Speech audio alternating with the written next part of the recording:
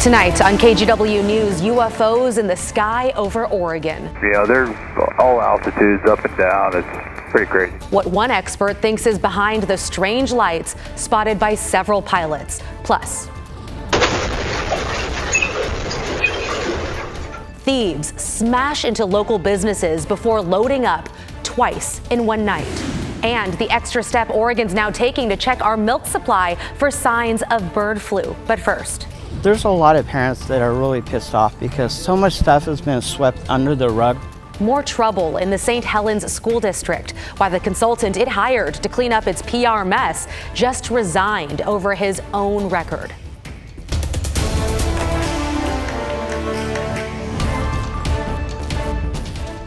Thanks for joining us. I'm Christine Pitawanich. The St. Helens School District's new communications consultant resigned Monday after it was discovered he was convicted this year of embezzlement. Tom DeLapp was hired to help manage the district's ongoing sex abuse scandal. Catherine Cook was at a school board meeting tonight where parents were once again furious over the news.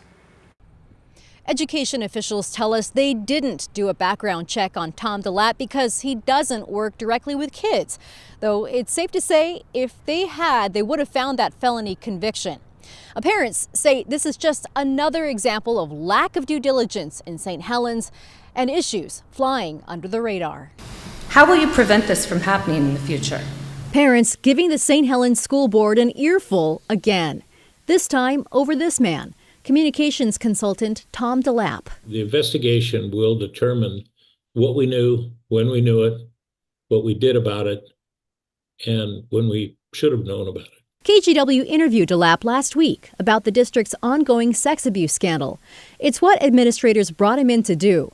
But on Monday, DeLapp resigned after the district learned he's a convicted felon found guilty of embezzlement in California. And it comes up with the embezzlement information. I'm like, how does the school not know this information? St. Helens parent Gina Stotts says she's the one who discovered DeLapp's conviction while doing background searches on all district officials. Why would you trust somebody that just got arrested in February for embezzlement to be a communications PR person for the school? It doesn't make any sense. Why aren't you doing your due diligence as a school district and looking in these people's backgrounds? I had to do the background check. You should be doing your diligence. The St. Helens School District contracted with DeLapp through the Northwest Regional Education Service District. The ESD tells us they didn't run a background check on DeLapp because he was working remotely and not directly with kids. They also shared this letter from DeLapp to the St. Helens interim superintendent. He wrote in part, "My continued presence will draw too much negative publicity and undercut the credibility of your efforts to improve the reputation and trust in the school district." Parents say it's too late for that. That's not smart. You do a background check on everybody when you're in a position like that. It's like another slap in the face. It's like it's hard to even put into words because what is going on? Why are these choices being made? The district's sex abuse scandal has been unfolding in St. Helens for weeks. A current and former teacher were arrested on allegations of sexually abusing students for several years. The high school principal also faces charges for allegedly not forwarding reports of sexual abuse. All three have pleaded not guilty. After Wednesday's board meeting, district officials declined to talk with us. Parents say they won't stop speaking out. It's really sad because it's almost like we're being taken as a joke, and it's not a joke. In St. Helens, Catherine Cook, KGW News. To Portland now, where the city is looking at a $27 million budget shortfall next year, and officials are warning it will mean cuts to programs and jobs. The city blames the shortfall in the general fund on low property tax revenue. Less money is coming in because so many properties are either sitting vacant or have much lower property value than before the pandemic. And when those are growing 1% like they did last year, it's really hard to make the math work out such that you can be adding anything and not cutting.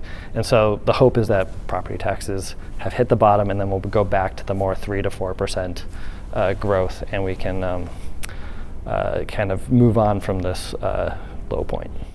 City officials are hoping efforts to increase foot traffic in downtown and other neighborhoods will help property values go up and increase money coming in from property taxes.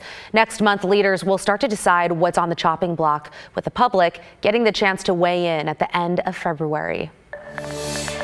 New tonight, burglars caught on camera grabbing as much as they can from a smoke shop chain and plowing a car right through the front of a store.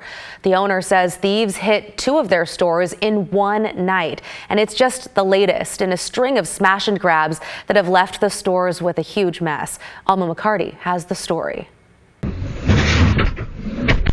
Using a stolen Kia Soul as a battering ram, video surveillance shows thieves breaking into House of Pipes in Happy Valley. There's a second security door inside, but they just broke right through that one as well. Brock Berg works as Chief Operations Officer. His immediate thought after watching back the footage, not again. I mean, this is probably the 20th time this has happened to us this year, and 12th in the broader Portland area. So it's becoming very frequent. As the burglary alarm sounds in the background, the crooks hustle inside. They're pretty quick to get in. And as soon as they're in, they have a plan. They have garbage bags. Sometimes they'll take our garbage bin and they just start unloading shelves into the bins, get in the car, and they're out within, a minute and a half, 2 minutes. That was around 4:30 Tuesday morning. Earlier that same night, over in Gresham, suspects hit another House of Pipes store using the same method. Half the time, the amount of stuff that they're getting away with, it pales in comparison to the damage that they're doing to the building and the amount of money that we have to, put out really fast to be able to secure our building for the next day. In spite of it all, both locations were open Wednesday afternoon, dealing with tens of thousands of dollars worth of damage and stolen goods. Berg says their customers and neighbors have this reaction. Oh my gosh. Wow, they can't believe it. But for us, especially this year, it's almost becoming very believable. We see this and we're like, great, again, and it's very disheartening. Yeah, Berg believes that both crimes were committed by the same people within a 2-hour time span. Right now, authorities in both Gresham and Clackamas County don't have an ID on those suspects, but say they got away with cash from the register and vaping products. They're encouraging anyone with tips or information to reach out. Christine? So unfortunate. Hope they catch the people who did it. Thank you, Alma. Now let's get you caught up on some of tonight's other headlines. This week, the Oregon Department of Agriculture has started to test milk for bird flu. Oregon is one of 6 states monitoring the virus in dairy cows, but so far no cases have been confirmed through dairy milk in the state. The FDA already tests pasteurized milk on store shelves to confirm it's safe. Health officials are warning people against drinking raw milk, which can carry harmful germs. Overall, they say the risk of transmission to the general public remains very low. Clackamas Fire says pallets of old car batteries are to blame for an early morning fire. It started around 4 a.m. inside a warehouse. Clackamas Fire shared this video on social media of the smoke inside the building as firefighters got it under control. Fortunately, no one was inside at the time. Firefighters put out the flames before they could spread. And Oregon lawmakers will gather tomorrow afternoon for what's expected to be a brief special session. They're voting on bills to fund this year's wildfire fighting efforts. The money would help the Department of Forestry and State Fire Marshal's office pay current bills and reimburse them for some personnel costs. Veteran firefighters say the seasons are getting much worse. When I first started responding to large-scale conflagration fires, one theme was consistent. We went to Eastern Oregon. Slowly, we started responding to Southern Oregon, and then we saw an increase in large fires in Western Oregon. The federal government is eventually expected to cover more than half the cost of fighting the fires, but the governor and lawmakers want the money to go out now. There are major changes coming to Multnomah County's Preschool for All program. The program was passed by voters in 2020, funded by a personal income tax on high-income earners. The goal? to provide free universal preschool access. Starting in the 2025-2026 school year, the program is expected to now have a seat cap. Under the new policy, half of total open seats at any program site can be reserved for kids currently enrolled and attending that school. This does not apply to preschools offered by providers inside their homes.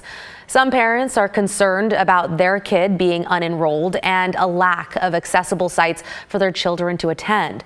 But the county says it's not as big of a threat, as it may seem.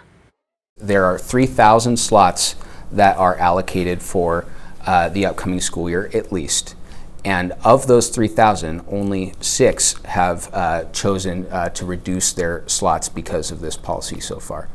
We save the revenue and we invest the revenue each year to expand our preschool for all capacity.